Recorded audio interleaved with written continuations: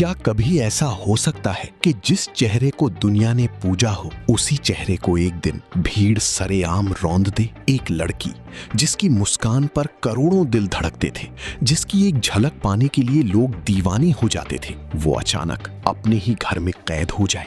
ये कहानी सिर्फ चमक दमक की नहीं है, ये कहानी है उस अंधेरे की जो रोशनी के पीछे छिपा होता है। हर तालियों के पीछे एक सन्नाटा होता है, हर मुस्कान के पीछे एक टूटा हुआ सच। सोचिए, जिस औरत को दुनिया सबसे खूबसूरत कहती थी, वो अंदर से इतनी टूटी हुई क्यों थी? क्यों उसे अपने ही फैसलों की सजा जिंदगी भर भुगतनी पड़ी? क्यों उसका प्यार उसका सबसे बड़ा दर्द बन गया?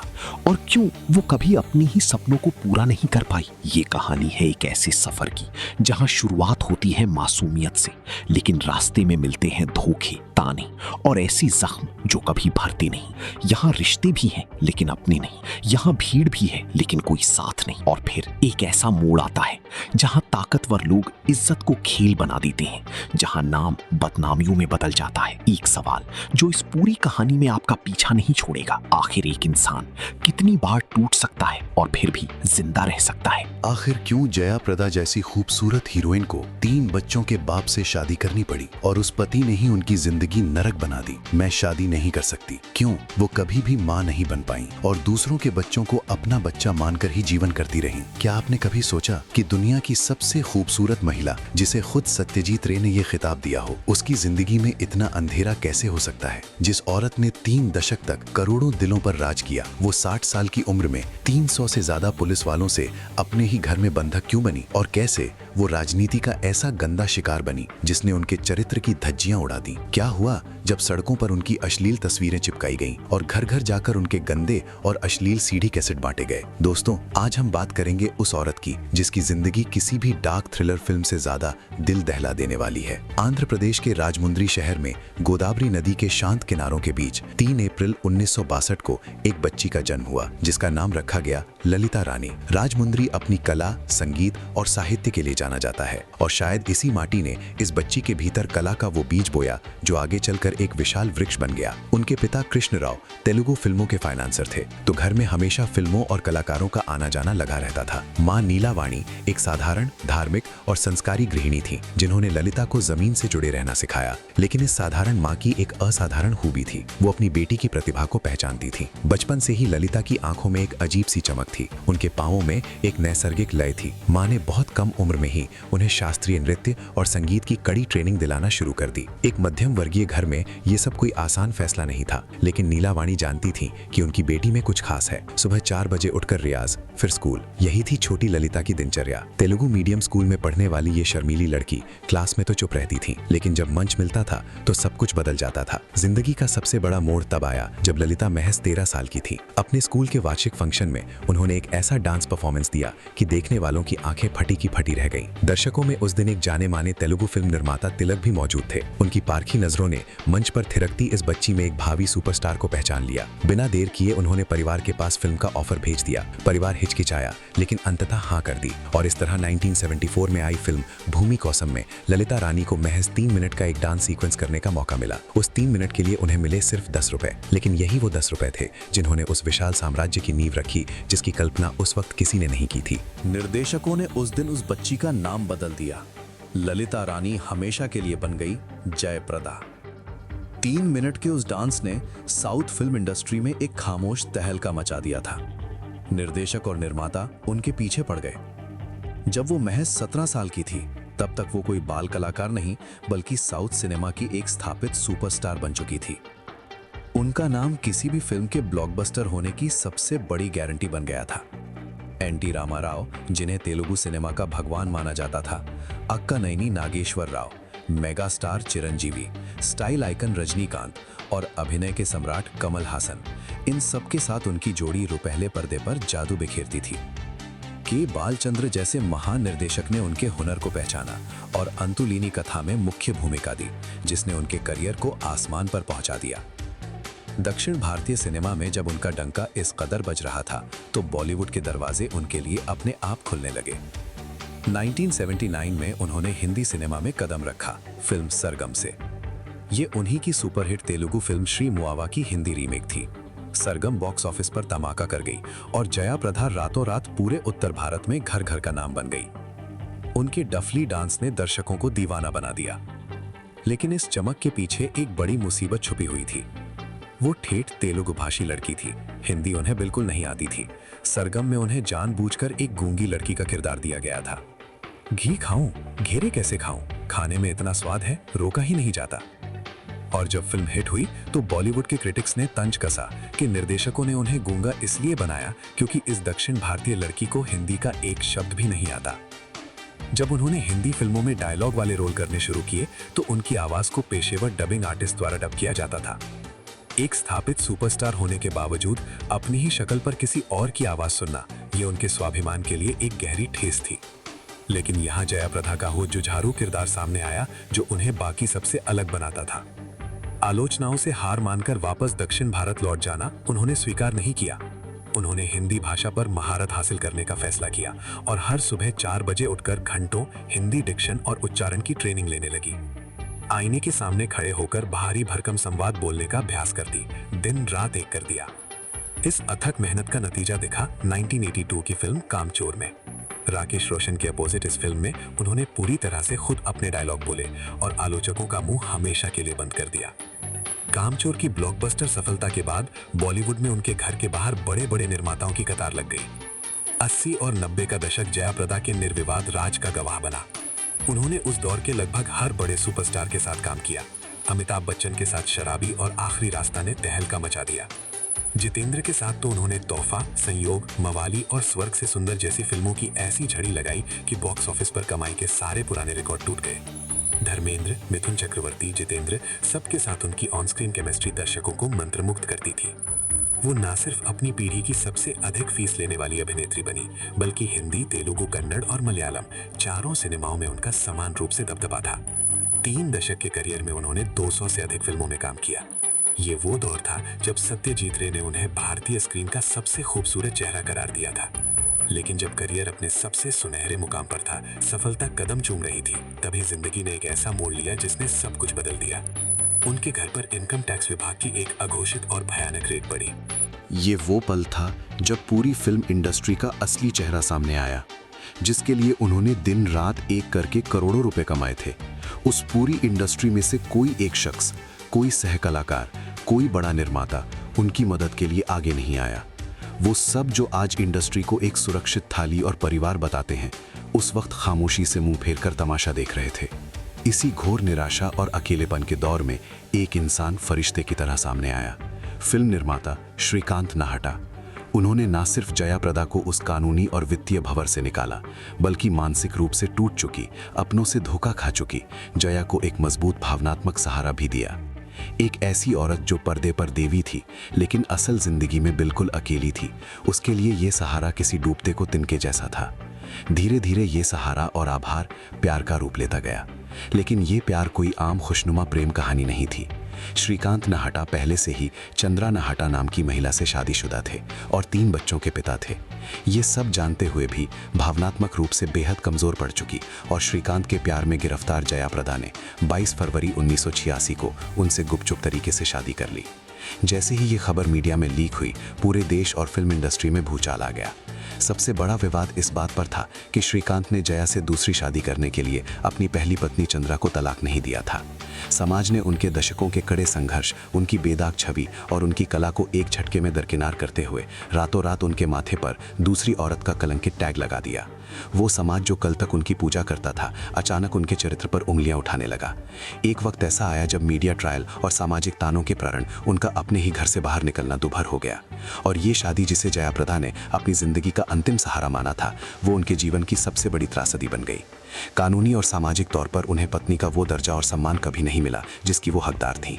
श्रीकांत अपनी पहली पत्नी चंद्रा और अपने बच्चों के साथ ही एक घर में रहते थे और जया को एक अलग घर में एकाकी और घुटन भरा जीवन जीने पर मजबूर होना पड़ा। वो एक ऐसी विवाहिता बन गई जिसका पति उसका अपना होकर भी उसका नहीं था। इस रिश्ते का सबसे दिल दहला देने वाला पहलू तब सामने आया जब जया से शादी के बाद श्रीकांत की पहली पत्नी ने उनके एक और बच्चे को जन्म दिया। ये घटना जया के स्वाभिमान, उनके स्त्रीत्व और उनके वजूद पर एक क्रूर आघात था। एक माँ बनने की, अपने आंगन में किलकारियां सुनने की इच्छा, ये एक स्त्री का सबसे स्वाभाविक सपना था। जया प्रदा ने कई बार ये इच्छा श्रीकांत के सामने जाहिर की, लेकिन श्रीकांत जया के साथ बच्चा पैदा करने के लिए बिल्कुल तैयार नहीं थे। एक ही आदमी को बांटने की मजबूरी, पहली पत्नी के बच्चों का सामना, लगातार बढ़ता एकाकीपन और मातृत्व से हमेशा के लिए वंचित रहने का गहरा अवसाद, इन सब ने दोनों के बीच भयंकर कड़वाहट भर दी। अंततः दोनों के बीच अलगाव हो गया। जया ने श्रीकांत से अलग होने के बाद दोबारा कभी शादी नहीं की। मातृत्व की इस भयानक खालीपन को भरने के लिए उन्होंने अपनी सगी बहन के बेटे सिद्धू को कानूनी रूप से गोद लिया और उसे एक सगी माँ से भी बढ़कर पाला। आज वो उसी बेटे के साथ रहती हैं, लेकिन दुनिया की सबसे खूबसूरत महिला कही जाने और अपार दौलत होने के बावजूद खुद मां न बन पाने की वो कसक आज भी उनकी आंखों में झलकती है। निजी जिंदगी के इस दर्दनाक तूफान के बीच बीच में एक और जंग चल रही थी, और वो जंग थी उस दौर की एक और दिग्गज अभिनेत्री श्रीदेवी के साथ। दोनों ही दक्षिण भारत से आई थीं, दोनों ही बेहतरीन डांसर थीं और दोनों के चाहने वालों की संख्या करोड़ों में थी। मीडिया हमेशा दोनों की तुलना करता रहता था, लेकिन असली चिंगारी तब भड़की जब सुपरहिट फिल्म नगीना का ऑफर, जो पहले जया प्रदा को दिया गया था, किन्हीं अज्ञात कारणों से श्रीदेवी की झोली में चला गया। नगीना बॉक्स ऑफिस पर ऐतिहासिक ब्लॉकबस्टर रही और श्रीदेवी रातों रात नंबर 1 की कुर्सी पर काबिज हो गईं। यहीं से दोनों के बीच एक ऐसी भीषण प्रतिस्पर्धा, ईर्ष्या और नफरत शुरू हुई जिसने पूरे बॉलीवुड को 2 खेमों में बांट दिया। ये दुश्मनी इतनी गहरी थी कि इन दोनों अभिनेत्रियों ने लगभग 25 से 30 सालों तक एक दूसरे से सीधे मुंह बात नहीं की। दोनों ने तोहफा, अंबावाली और मकसद जैसी करीब 9 बड़ी फिल्मों में एक साथ काम किया। पर्दे पर सगी बहनों और पक्की सहेलियों का किरदार भी निभाया। लेकिन जैसे ही डायरेक्टर कट बोलता, दोनों सेट के 2 अलग-अलग कोनों में जाकर बैठ जाती थीं। उनकी नफरत का आलम यह था कि वो एक दूसरे से नजरें मिलाना भी बर्दाश्त नहीं कर सकती थीं। इस मशहूर दुश्मनी को खत्म करने के लिए 1984 में फिल्म मकसद के सेट पर जितेंद्र और राजेश खन्ना ने एक अजीब और गरीब योजना बनाई। लंच के समय जया प्रदा और श्रीदेवी को धोखे से एक ही मेकअप रूम में धकेल दिया और बाहर से ताला लगा दिया। दोनों अभिनेताओं को लगा कि 1 घंटे में भूख और मजबूरी में दोनों बात करेंगे, बर्फ पिघलेगी, सुलह हो जाएगी। लेकिन ठीक 1 घंटे बाद जब दरवाजा खुला, वहां मौजूद हर शख्स सन्न रह गया। दोनों अभिनेत्रियां कमरे के 2 अलग-अलग कोनों में एक दूसरे की तरफ पीठ किए बिना एक शब्द बोले खामोश और जिद में बैठी थीं। ये शीत युद्ध आखिरकार 25 साल के लंबे अंतराल के बाद 2015 में तब थमा जब जया प्रदा ने बड़ा दिल दिखाते हुए पहल की और श्रीदेवी को अपने बेटे सम्राट की शादी में ससम्मान आमंत्रित किया। वहां दोनों दिग्गज अभिनेत्रियां पुरानी कड़वाहटों को भुलाकर हंसते हुए गले मिली। लेकिन 2018 में श्रीदेवी के अचानक और दुखद निधन के बाद कपिल शर्मा के शो पर जया प्रदा फूट-फूट कर रो पड़ी और कहा कि काश उन्होंने उन 25 सालों में अपनी इस प्रतिद्वंदी और साथी से बात कर ली होती। ये दुश्मनी बॉलीवुड के इतिहास की सबसे चर्चित और कड़वी कहानियों में दर्ज हो गई। फिल्मी दुनिया से धीरे धीरे दूर होते हुए जया प्रदा ने राजनीति की तरफ रुख किया। 1983 में उन्होंने अपने पुराने तेलुगु के सह कलाकार एनटी रामाराव के चुनाव प्रचार में हिस्सा लेकर पहली बार राजनीति का स्वाद चखा था। फिर 1994 में उन्होंने तेलुगु देशम पार्टी यानी टीडीपी का दामन थाम लिया। पार्टी में उनका कद बेहद तेजी से बढ़ा और 1996 में आंध्र प्रदेश से राज्यसभा की सदस्य बनी। लेकिन चंद्रबाबू नायडू के नेतृत्व वाली पार्टी में गुटबाजी ने उनका मुंह भंग कर दिया। इसी हताशा के दौर में उनकी मुलाकात दिल्ली के पावर ब्रोकर और समाजवादी पार्टी के कद्दावर नेता अमर सिंह से हुई। अमर सिंह ने जया प्रदा के ग्लैमर के प्रभाव को पहचाना। जया प्रदा ने उत्तर प्रदेश की जटिल राजनीति में एंट्री मारते हुए समाजवादी पार्टी ज्वाइन कर ली। दक्षिण की एक गैर हिंदी भाषी ग्लैमरस अभिनेत्री के लिए उत्तर प्रदेश जैसे राज्य के बेहद जटिल, जातिवादी और बाहुबलियों से भरे राजनीतिक मैदान में अपनी जगह बनाना असंभव सा काम था। लेकिन जया प्रदा ने इसे एक चुनौती की तरह लिया। मुलायम सिंह यादव के सानिध्य में उनका राजनीतिक ग्राफ तेजी से ऊपर चढ़ा और यहीं उनकी पहली मुलाकात रामपुर के दबंग मुस्लिम नेता आजम खान से हुई। शुरुआत में यही आजम खान थे जिन्होंने रामपुर की राजनीति में जया प्रदा का खुलकर समर्थन किया था। 2004 के लोकसभा चुनावों में समाजवादी पार्टी ने जया प्रदा को रामपुर लोकसभा सीट से अपना उम्मीदवार घोषित किया। रामपुर, जो नवाबों का शहर और पारंपरिक मुस्लिम राजनीति का एक अभेद्य किला माना जाता था, वहां जया प्रदा ने अपनी कड़ी मेहनत और अपने स्टारडम के दम पर इतिहास रच दिया। उन्होंने अपनी प्रतिद्वंदी और रामपुर राजघराने की बेगम नूर बानो को 85,000 से अधिक वोटों के भारी अंतर से धूल चटा दी। ये जीत ने पूरी दिल्ली और यूपी की राजनीति को चौंका दिया। 2009 में उन्होंने सभी विरोधों के बावजूद फिर से इसी सीट पर फतह हासिल की। लेकिन राजनीति का ये दस्तूर है कि साहब, जैसे जैसे आपका रसूख बढ़ता है, दुश्मनों की साजिशें भी बढ़ती जाती हैं। रामपुर में जया प्रदा के बढ़ते प्रभाव और अमर सिंह से उनकी नजदीकियों ने सबसे ज्यादा बेचैन किया आजम खान को। विवाद की असली चिंगारी तब भड़की जब पूर्व मुख्यमंत्री कल्याण सिंह को समाजवादी पार्टी के करीब लाया गया। जया प्रदा ने इस मुद्दे पर अमर सिंह का खुलकर समर्थन किया, जो आजम खान को बिल्कुल नागवार गुजरा। और फिर 2009 के लोकसभा चुनावों के दौरान ये वैचारिक तनाव एक व्यक्तिगत दुश्मनी में बदल गया। आजम खान और उनके समर्थकों ने एक महिला राजनेता के चरित्र हनन का वो घिनौना खेल खेला जो भारतीय राजनीति के सबसे काले पन्नों में दर्ज है। पूरे रामपुर शहर की दीवारों पर उनके फिल्मों के दिनों के अश्लील मॉर्फ पोस्टर चिपकाए गए और फर्जी वीडियो सीडी घर घर बंटवाई गई। एक वक्त ऐसा आया जब जया प्रदा के लिए अपने ही संसदीय क्षेत्र की सड़कों पर प्रचार करना किसी खौफनाक सपने से कम नहीं था।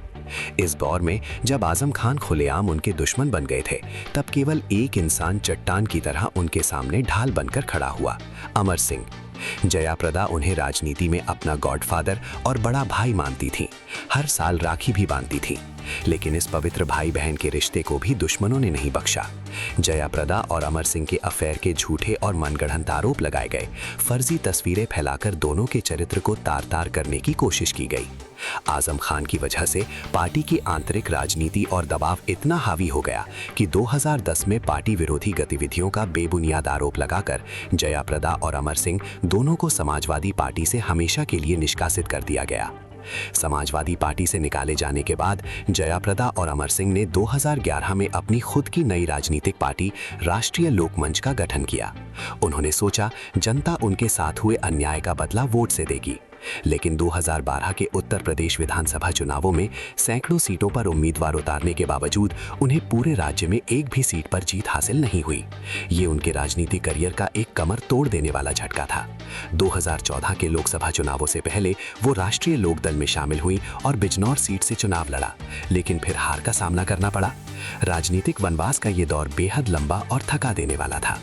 इसके बाद 2019 के लोकसभा चुनावों से ठीक पहले उन्होंने भारतीय जनता पार्टी का दामन थामा। भाजपा ने उन्हें एक बार फिर रामपुर से उनके धुर और कट्टर विरोधी आजम खान के खिलाफ उतारा, जिससे उनकी पहले ही व्यक्तिगत दुश्मनी रह चुकी थी। ये चुनाव केवल एक राजनीति लड़ाई नहीं थी, ये एक आत्मसम्मान की जंग थी। इसी चुनाव के प्रचार के दौरान उन पर आजम खान के समर्थकों द्वारा सरेआम पत्थरबाजी हुई।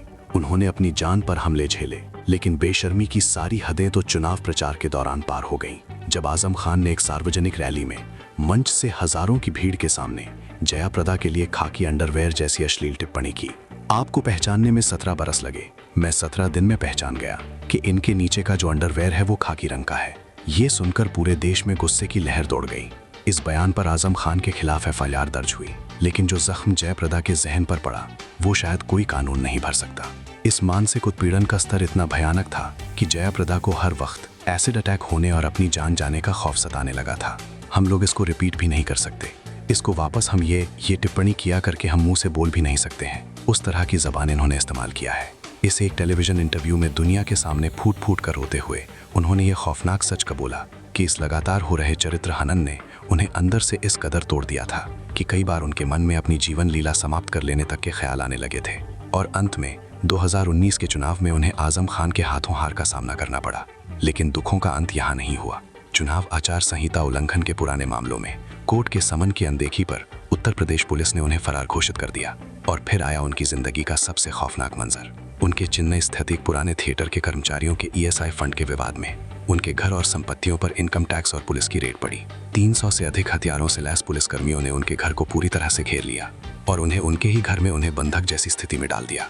चेन्नई की एक अदालत ने इस मामले में उन्हें 6 महीने जेल की सजा और 5,000 रुपए का जुर्माना भी सुना दिया। एक भावुक इंटरव्यू में उन्होंने कहा कि इस पूरी व्यवस्था, मुकदमों और राजनीति ने उन्हें शारीरिक, आर्थिक और मानसिक रूप से पूरी तरह खोखला कर दिया है। सत्यजीत रे द्वारा भारतीय स्क्रीन का सबसे खूबसूरत चेहरा कहलाने वाली मासूम ललिता रानी अदालतों के चक्कर काटती, पुलिस छापों का सामना करती और राजनीतिक मंचों पर सरेआम गालियां सुनती। उनकी जिंदगी किसी भी सुपरहिट फिल्म की तरह प्यार, शोहरत, धोखों, आंसुओं और एकाकीपन से भरी रही है। लेकिन इन सब के बावजूद वो एक ऐसी मजबूत और जिद्दी महिला है जिसने तमाम तूफानों के आगे कभी हमेशा के लिए घुटने नहीं टेके। शोहरत की कीमत असल में कितनी भारी होती है, जया प्रदा की जिंदगी इसका सबसे दर्दनाक और जीता जागता सबूत है। कभी कभी जिंदगी हमें वो सब दे देती है जिसका हम सपना देखते हैं, नाम, शोहरत, दौलत। लेकिन फिर चुपचाप हमसे वो सब छीन भी लेती है जो सबसे ज्यादा मायने रखता है, इस कहानी में भी एक चेहरा था जो हमेशा मुस्कुराता रहा, लेकिन उसकी आंखों में छिपा दर्द शायद ही किसी ने सच में देखा। कितनी अजीब बात है ना, भीड़ में घिरे रहने वाला इंसान अंदर से सबसे ज्यादा अकेला होता है। ये कहानी हमें सिखाती है कि हर चमक सोना नहीं होती और हर जीत सुकून नहीं देती। कभी कभी सबसे बड़ी हार वही होती है जिसे दुनिया जीत समझती है। और शायद जिंदगी का सबसे कड़वा सच यही है कि कुछ जख्म वक्त के साथ नहीं भरते, बस हम उन्हें छुपाना सीख जाते हैं।